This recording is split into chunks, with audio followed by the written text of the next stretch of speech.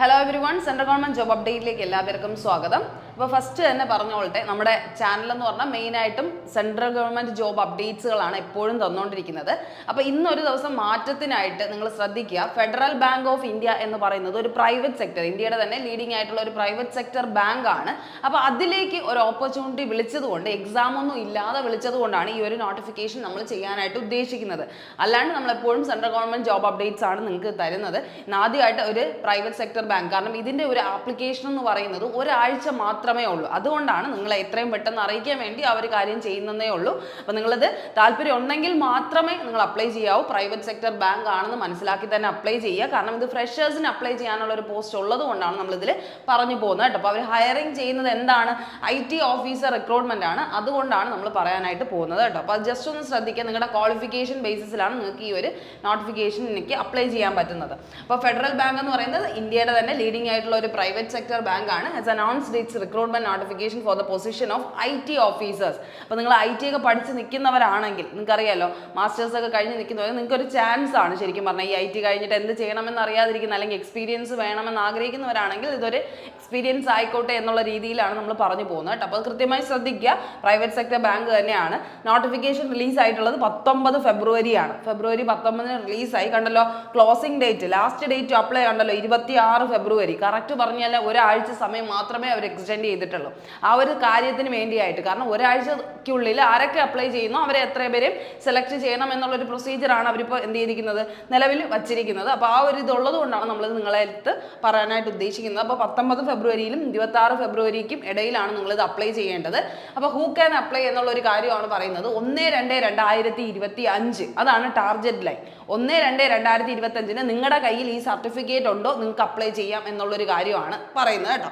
അപ്പോൾ ഏജിൻ്റെ ബേസിസിലായാലും അല്ലെങ്കിൽ നിങ്ങളുടെ എഡ്യൂക്കേഷണൽ ക്വാളിഫിക്കേഷൻ എല്ലാം എന്തായിരിക്കണം, 1/2/2025 എന്ന് പറഞ്ഞാൽ ഒരു ബാർ ലൈനിലായിരിക്കണം നിൽക്കേണ്ടത് കേട്ടോ. അപ്പോൾ ഫ്രഷേഴ്സ് കാറ്റഗറി ഉണ്ട്, അതുപോലെ തന്നെ എന്തുകൊണ്ട് എക്സ്പീരിയൻസ്ഡ് കാറ്റഗറി ഉണ്ട്. 2 കാറ്റഗറി അവർ ക്ഷണിച്ചിട്ടുണ്ട്. ഒന്ന് എക്സ്പീരിയൻസ് ഉള്ളവർ, ഒന്ന് ഫ്രഷേഴ്സിനെയാണ് അവർ സെലക്ട് ചെയ്തിരിക്കുന്നത്. അപ്പോൾ ഫ്രഷേഴ്സിനാണെങ്കിൽ നിങ്ങൾക്ക് വേണ്ട മിനിമം എഡ്യൂക്കേഷണൽ ക്വാളിഫിക്കേഷൻ എന്ന് പറയുന്നത് മാസ്റ്റേഴ്സ് ആയിരിക്കണം. പോസ്റ്റ് ഗ്രാജുവേഷൻ കഴിഞ്ഞവർക്കാണ് ഈ ഒരു ചാൻസ് വരുന്നത് കേട്ടോ. അത് ശ്രദ്ധിക്കുക. MTech അല്ലെങ്കിൽ ME അല്ലെങ്കിൽ MSc എന്താണ് കമ്പ്യൂട്ടർ സയൻസിലോ ITയിലോ എടുത്തവരായിരിക്കണം. അല്ലെങ്കിൽ എന്താണ് MCA, നമുക്ക് അറിയാലോ, മാസ്റ്റേഴ്സ് ഓഫ് കമ്പ്യൂട്ടർ ആപ്ലിക്കേഷൻ. ഇങ്ങനെയുള്ള സംഭവങ്ങളിലാണ് നിങ്ങളുടെ മാസ്റ്റേഴ്സ് വന്നിട്ടുള്ളതെങ്കിൽ നിങ്ങൾക്ക് എന്ത് ചെയ്യാം, അപ്ലൈ ചെയ്യാം. അപ്പോൾ മാസ്റ്റേഴ്സ് ഇൻ എഞ്ചിനീയറിംഗ് അല്ലെങ്കിൽ ടെക്നോളജി, അതുപോലെ തന്നെ MSc കമ്പ്യൂട്ടർ സയൻസിലോ ITയിലോ എടുത്തവർ, അല്ലെങ്കിൽ MCA, ഇത്രയും കോഴ്സുകൾ കഴിഞ്ഞവരാണ് നിങ്ങളെങ്കിൽ നിങ്ങൾക്ക് അപ്ലൈ ചെയ്യാം. ഫ്രഷേഴ്സ് കാറ്റഗറിയിലാണ് കേട്ടോ. ഇനി അതുപോലെ തന്നെ അക്കാഡമിക് പെർഫോമൻസ് നിങ്ങൾക്ക് എത്ര വേണം, നിങ്ങളുടെ 10+2 ഗ്രാജുവേഷൻ മിനിമം, നിങ്ങൾക്ക് പോസ്റ്റ് ഗ്രാജുവേഷൻ എല്ലാം 60% മാർക്ക് എല്ലാ പേർക്കും ഉണ്ടായിരിക്കണം.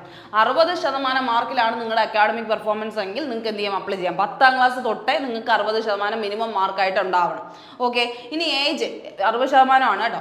ഏജ് എന്ന് പറയുന്നത് 27 വയസ്സ് വരെ ഉള്ളവർക്ക് അപ്ലൈ ചെയ്യാം. 27 വയസ്സ്, മാസ്റ്റേഴ്സ് കഴിഞ്ഞ് നിൽക്കുന്ന 27 വയസ്സ് വരെ ഉള്ളവർക്ക് അപ്ലൈ ചെയ്യാമെന്ന് പറയുന്നുണ്ട്. 1/2/1998 ശേഷം ജനിച്ചവർക്ക് എല്ലാ പേർക്കും അപ്ലൈ ചെയ്യാമെന്ന് പറയുന്നുണ്ട്. നാഷണാലിറ്റി ഇന്ത്യൻ സിറ്റിസണിന് എല്ലാ പേർക്കും അപ്ലൈ ചെയ്യാമെന്നുള്ളതാണ്. എക്സ്പീരിയൻസ്ഡ് കാറ്റഗറി ആണെങ്കിൽ പോസ്റ്റ് ക്വാളിഫിക്കേഷൻ വർക്ക് എക്സ്പീരിയൻസ് ആണ് വേണം. നിങ്ങൾക്ക് മിനിമം 1 വർഷത്തിൻ്റെ എക്സ്പീരിയൻസ് മതി. പക്ഷെ അവിടെ നിങ്ങൾക്ക് എന്താണ് മിനിമം എഡ്യൂക്കേഷണൽ ക്വാളിഫിക്കേഷൻ, നിങ്ങൾക്ക് എന്ത് മാത്രം മതി, BTech, അതായത് ബാച്ചിലേഴ്സ് മാത്രം മതി. ഡിഗ്രി കഴിഞ്ഞവർക്കാണ് അപ്ലൈ ചെയ്യുക. ഫ്രഷേഴ്സിനാകുമ്പോൾ മാസ്റ്റേഴ്സ് കഴിഞ്ഞവർക്കും, അതുപോലെ എക്സ്പീരിയൻസ്ഡ് ആകുമ്പോൾ നിങ്ങൾക്ക് ബാച്ചിലേഴ്സ് കഴിഞ്ഞവർക്കും നിങ്ങൾക്ക് എന്ത് ചെയ്യാം, അപ്ലൈ ചെയ്യാൻ പറ്റുമോ എന്നുള്ളൊരു കാര്യമാണ്. അപ്പോൾ ബാച്ചിലേഴ്സ് ഓഫ് ടെക്നോളജി അല്ലെങ്കിൽ ബാച്ചിലേഴ്സ് ഓഫ് എഞ്ചിനീയറിംഗ് കഴിഞ്ഞവർക്ക് എല്ലാ പേർക്കും അപ്ലൈ ചെയ്യാം എന്നുള്ളൊരു മിനിമം എഡ്യൂക്കേഷണൽ ക്വാളിഫിക്കേഷനാണ് ഇവിടെ കൊടുത്തിട്ടുള്ളത് കേട്ടോ. BTech അല്ലെങ്കിൽ BE കഴിഞ്ഞവർക്ക് അപ്ലൈ ചെയ്യാനായിട്ട് പറ്റും. മിനിമം 1 ഇയർ എക്സ്പീരിയൻസ് ആണ് അവർ ചോദിക്കുന്നത് കേട്ടോ. Minimum 1 year of post qualification experience ആണ്. IT ഡൊമൈനിൽ തന്നെ ചെയ്യണം. അതുപോലെ തന്നെ അക്കാഡമിക് പെർഫോമൻസ് 50% കേട്ടോ. നേരത്തെ മാസ്റ്റേഴ്സ് ഉള്ളവർക്ക് 60% ആണെങ്കിൽ ഇവിടെ ബാച്ചിലേഴ്സുകാർക്ക് 10+2 ഗ്രാജുവേഷന് 50% മിനിമം മാർക്ക് മതി. ഏജ് എന്ന് പറയുന്നത് ഇവർക്ക് എത്രയാണ്, 30 വയസ്സ് വരെ ഉള്ളവർക്ക് അപ്ലൈ ചെയ്യാം. എക്സ്പീരിയൻസ് ഉണ്ടോ, നിങ്ങൾക്ക് 30 വയസ്സ് വരെ അപ്ലൈ ചെയ്യാമെന്നുള്ളൊരു കാര്യമാണ്. 1/2/1995 ശേഷമുള്ള എല്ലാ പേർക്കും അപ്ലൈ ചെയ്യാനായിട്ട് പറ്റും. അപ്പോൾ candidate shawl B A citizen of India എന്നുള്ളതാണ് മറ്റൊരു കാര്യം. ഇനി അടുത്ത candidate should submit only one application based on the qualification and experience. നിങ്ങളുടെ ക്വാളിഫിക്കേഷനും എക്സ്പീരിയൻസ് വെച്ചിട്ട് ഒന്നിലല്ലേ നിങ്ങൾക്ക് അപ്ലൈ ചെയ്യാൻ പറ്റുള്ളൂ. അപ്പോൾ അത് കൃത്യമായി ശ്രദ്ധിക്കുക. ഒന്നീ എക്സ്പീരിയൻസ്ഡ് കാറ്റഗറിയിൽ അപ്ലൈ ചെയ്യുക, അല്ലെങ്കിൽ എന്തിൽ ചെയ്യുക, നിങ്ങളുടെ ഫ്രഷേഴ്സ് കാറ്റഗറിയിൽ അപ്ലൈ ചെയ്യുക. അപ്പോൾ ഏതാണോ നിങ്ങൾക്ക് ഏതെങ്കിലും ഒന്നിൽ ഫ്രഷേഴ്സ് അല്ലെങ്കിൽ എക്സ്പീരിയൻസ്ഡ് എന്താണോ നിങ്ങൾക്ക് ഉള്ളത് അതിലേക്ക് അപ്ലൈ ചെയ്യാനായിട്ട് ശ്രമിക്കുക കേട്ടോ. ഇനി അടുത്ത കോസ്റ്റ് ടു കമ്പനി എന്ന് പറയുമ്പോൾ എത്ര രൂപയാണ് നിങ്ങൾക്ക് കിട്ടുന്നത് എന്നുള്ളൊരിതാണ്. പെർ ആനുവൽ ഇൻകം ആണ് ഇവിടെ പറഞ്ഞിരിക്കുന്നത്. 12 ലക്ഷം തൊട്ട് തുടങ്ങി 16 ലക്ഷം വരെ കിട്ടുന്ന ഒരു ആനുവൽ പാക്കേജ് ആണ് അവർ പറഞ്ഞിരിക്കുന്നത് കേട്ടോ. 12 ലക്ഷത്തിൽ നിന്ന് തുടങ്ങി 16 ലക്ഷം വരെ കിട്ടും എന്നുള്ളൊരു കാര്യമാണ് പറയുന്നത്. ലൊക്കേഷൻ വരുന്നത് നിങ്ങൾക്ക് എവിടെയാണ്, ഇതിന്റെ IT ഡൊമൈൻ ബാങ്ക്സുകൾ വരുന്ന എവിടെയാണ്, ബാംഗ്ലൂർ ബേസ് ചെയ്തിട്ട് ഏതും സിറ്റി സെന്റേഴ്സ് മെട്രോപൊളിറ്റൻ സിറ്റി സെന്റേഴ്സിലായിരിക്കും. ബാംഗ്ലൂർ, എറണാകുളം അല്ലെങ്കിൽ മുംബൈ ലൊക്കേഷനിലായിരിക്കും വരുന്നത്. അപ്പോൾ എവിടെയാണോ നിങ്ങളെ അപ്പോയിന്റ് ചെയ്യുന്നത് ആ ഒരു രീതിക്കാണ്, ഏതെങ്കിലും ബ്രാഞ്ചിലോ ഓഫീസസിലോ ആയിരിക്കും വരുന്നത്. അപ്പോൾ മെയിനായിട്ട് IT ഡൊമൈനുള്ള സ്ഥലങ്ങളായിട്ടുള്ള ബാംഗ്ലൂർ, എറണാകുളം, മുംബൈ ആണ് അവരെടുത്ത് പറയുന്നത് കേട്ടോ. ഇനി അടുത്ത പീരീഡ് ഓൺ പ്രൊബേഷൻ എന്ന് പറയുന്നത് ഫ്രഷർ കാറ്റഗറിക്ക് ആണെങ്കിൽ മിനിമം 2 വർഷത്തിന്റെ പ്രൊബേഷണറി പീരീഡ് ആണ്. 2 വർഷം നിങ്ങൾ അവിടെ കമ്പൽസറി വർക്കിംഗ് ആണ്.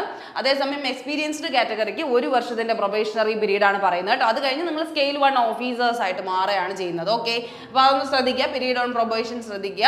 ഇനി വെന്യൂസ് ഫോർ പേഴ്സണൽ ഇന്റർവ്യൂ, നിങ്ങളുടെ സെലക്ഷൻ സ്റ്റേജ് എന്ന്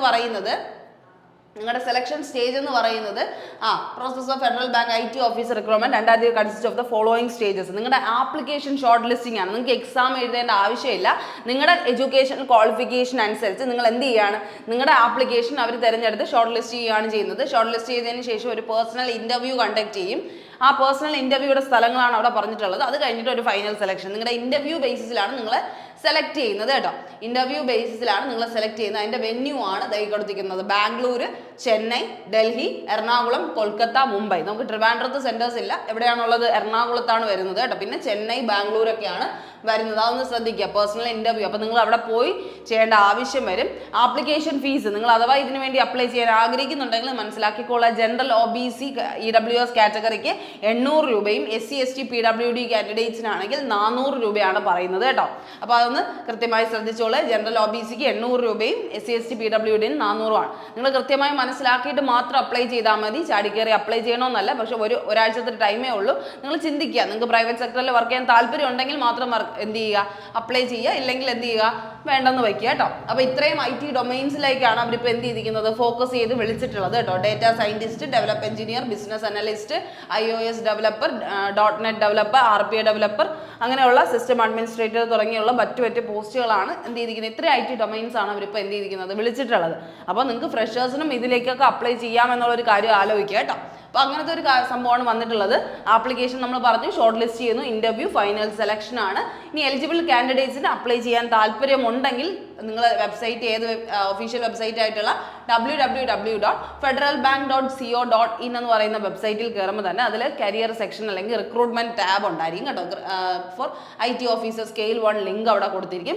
അതിൽ കയറി നോട്ടിഫിക്കേഷൻ ഒക്കെ കൃത്യമായി വായിച്ച് നോക്കിയിട്ട് നമ്മൾ നോട്ടിഫിക്കേഷൻ കമന്റ് സെക്ഷനിൽ പിൻ ചെയ്തിരിക്കാം. കൂടുതൽ ഡീറ്റെയിൽസ് അറിയണമെങ്കിൽ അതിൽ കയറി നിങ്ങൾക്ക് ചെക്ക് ചെയ്യാവുന്നതാണ്. ഇല്ലാന്നുണ്ടെങ്കിൽ എന്ത് ചെയ്യുക, നിങ്ങൾ ഡയറക്റ്റ് അതിൽ കയറിയിട്ട് ഡൗൺലോഡ് ചെയ്ത് നോക്കിയിട്ട് ശേഷം എന്ത് ചെയ്യുക, നിങ്ങളുടെ മൊബൈൽ നമ്പറും എല്ലാം രജിസ്റ്റർ ചെയ്ത് പാസ്വേഡൊക്കെ കൊടുത്ത് എൻ്റർ ചെയ്ത് കയറുക, ഡീറ്റെയിൽസ് ഫില്ല് ചെയ്യുക. അവർക്ക് എന്ത് ചെയ്ത് അവർ പറയുന്ന രീതിയിലേക്ക് പേയ്മെൻറ്റും സബ്മിറ്റ് ചെയ്ത് നിങ്ങളുടെ ആപ്ലിക്കേഷൻ സബ്മിറ്റ് ചെയ്യുക കേട്ടോ. അപ്പോൾ അങ്ങനെയാണ് പ്രോസസ്സ് വരുന്നത്. അപ്പോൾ കൃത്യമായി മനസ്സിലാക്കിക്കൊള്ളുക. പ്രൈവറ്റ് സെക്ടർ ബാങ്ക് ആണ്. അപ്പോൾ ഇതിൻ്റെ ഒരു ആഴ്ച മാത്രമേ നോട്ടിഫിക്കേഷൻ ഉള്ളതുകൊണ്ടാണ് നിങ്ങളെ അറിയിക്കാൻ വേണ്ടിയിട്ട് ഈ ഒരു വീഡിയോ ചെയ്യുന്നത്. താല്പര്യമുള്ളവരാണെങ്കിൽ ഉറപ്പായിട്ടും അപ്ലൈ ചെയ്യുക. ഇല്ലെങ്കിൽ ആലോചിച്ച് മനസ്സിലാക്കി തന്നെ എന്ത് ചെയ്യുക, അതിൻ്റെ കാര്യങ്ങൾ മുന്നോട്ട് നോക്കുക കേട്ടോ. അപ്പോൾ ഓൾ ദ ബെസ്റ്റ്. നല്ലൊരു ദിവസം ആശംസിക്കുന്നു. Thank you.